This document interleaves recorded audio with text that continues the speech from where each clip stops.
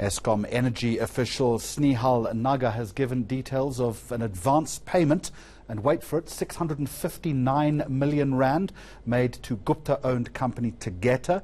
He says he never received an explanation why the payment had to be made before coal was supplied. eNCA's Erin Bates joins us now live from Parktown here in Johannesburg. Before we get to the nub of the testimony today, Erin, who is the witness? Give us more details. Yes, so Snehal Nagar, to rhyme with lager, if that helps us getting used to him and his name, is from the energy division at Eskom, and he's detailed all of the queries he and his team had over the 600 million rand prepayment for coal from Optimum mine once it was in the hands of Tegeta. Him saying that the pre-leg, as he called it, of what needed to be followed, a five-step process that Eskom normally undergoes before making payment, wasn't followed in this case, and yet there was this flurry of activity over about an hour and a half on the 13th of April 2016 to ensure that that money landed into an account and made its way to Tegeta. Where was the pressure coming from? So we understand that this was all from the central office of the Chief Financial Officer, Anuj Singh. Am I getting this right, Jeremy? Sorry. Yes, remember, it rhymes with lager. That's what you just told us. Lager, yes. It sounds like I've had one too, the way I'm saying it.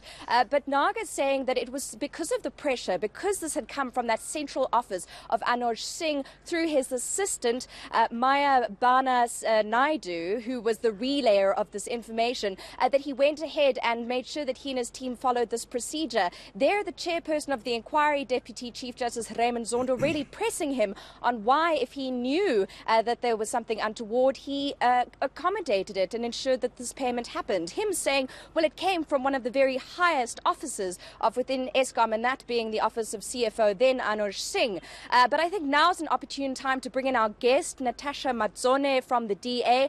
You attended a lot of the parliamentary hearings when we heard, for example, from the likes of Singh, and him really not having many answers on what exactly went wrong. It was a case of, I remember nothing, I can't recall that particular instance. Certainly irritating very much members of the actual committee, and certainly irritating the South African public, because we know that instructions come from the very top. We know that at the time instructions were coming from Anuj Singh as the CFO, and certainly from Mr. Machele Coco, who was the head of generation at the time. Yes, and Nagar actually saying that there was this climate of fear effectively within Eskom, that people were being accused of insubordination and had been fired when they'd raised questions about what was going on within the parastatal.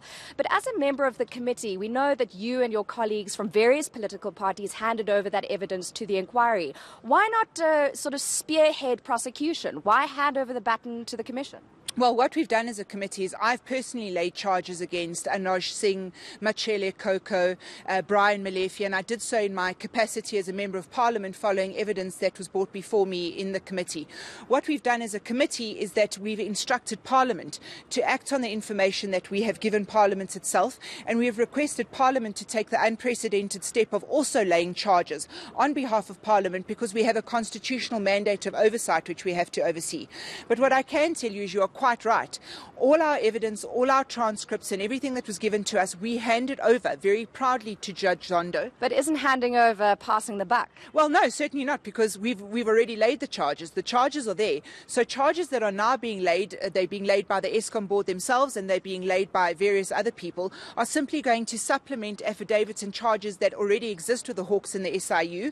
I'm in regular contact with both units, and I know that these charges are being investigated, and no possible loophole is going to be found for people to get out of things. You speak there about your engagements with the Hawks and the SIU over investigations. When are we going to see movement? You've spoken about cases.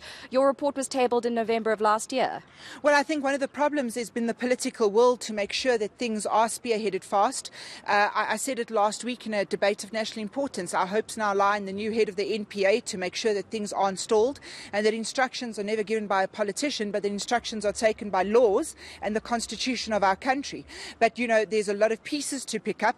There's a lot of scar tissue revolving state capture, not only in Eskom as we're hearing today, but across the board in different government departments. So we know that things have been deliberately stalled. It's now up to us to make sure that we as politicians spearhead these things going forward and make sure that those that need to be held to account.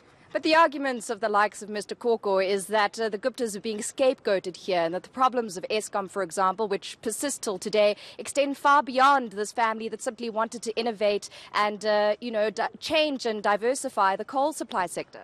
Well, it's a very interesting argument that he brings up, and probably because of his close relationship that he enjoyed with the Gupta family. Certainly, if there was nothing to worry about, the Gupta family would be in South Africa accepting their summons and appearing before a court. But they're not. They're in hiding. They refuse to come back to the country. And they're doing everything they can not to have their day in court in South Africa. Now, it would be remiss of me to let you go without asking about the DA's penchant for billboards and posters. Obviously, we're heading into a national election. And is that really the best way to be spending money when it comes to dealing with problems in South Africa, to be grandstanding over the likes of Life Esidimeni and the loss of lives there? Is that really the best strategy the DA can come up with? Well, I disagree with you, Erin, that I don't think it's grandstanding. I think it's putting things in the public domain and in the public spectrum. These are things that should never be forgotten. These are gross abuses of public power that we should never forget. And I mean, the fact that our billboards get destroyed as they get put up shows that there is a truth that people don't want going out into the public domain. I think immediately back to the Eskom billboard that went up, it was up and then was burnt down sort of within 12 hours. So money well spent, you say, but also quickly spent before it gets burned down. Well, you know what? At least the truth is out there, and the public saw what we had to say, and there is no room to hide when a billboard goes up, and certainly when a billboard comes down, it goes to prove that there is something that people are trying to hide. Natasha Madzone of the DA, thank you for your time. Jeremy, we go back into testimony with Naga. I got it right that time, this afternoon after 2 o'clock. And he's set to also deal with this question of the estimate on the Glencore penalty around the time it was being strangled out, and that Optimum mine in Mpumalanga was in business rescue before Tegeta took over with this rather convenient prepayment from Eskom worth 600 million rand. All right, Erin Bates live in Parktown. Thank you. Let me